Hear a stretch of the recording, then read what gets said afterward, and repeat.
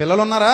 పిల్లలకు కూడా ఒక వయసు వచ్చిన తర్వాత పనులు చెప్పాలి మనం. మా బంగారమే, మా బాబే, మా బుజ్జే అన్నాం అనుకో, ఇంకా తర్వాత నీకు బుజ్జి గజ్జై కూర్చుంటాడు చచ్చూరుకుంట. తర్వాత మా బంగారమే అన్నప్పుడు మీ బంగారాన్ని ఎవరు సానబెడతారు? నువ్వే సానబెట్టాలి. పిల్లల్ని వాళ్ళకి మన పనులు ఏంటో చెప్పాలి. ఒక్కోసారి ఒరే ఓడు తల్లి, అమ్మ ఊడు తల్లి, చిపురు తీసుకో తల్లి, ఇల్లు ఎలా ఓడ్చాలో నేర్పించాలి కూతురికి. మరి అంతే, తప్పదు. ఒకసారి ఎలా తోమాలి, ఒకసారి ఎలా ఉతకాలి, ఒకసారి ఎలా దులపాలి, ఇవన్నీ పిల్లలకి మనం చిన్నప్పటి నుంచి అలవాటు చేయకపోతే వాళ్ళు అనుకుంటారు మేము పెద్ద పిఠాపురం జమీందారులు అనుకుంటారు.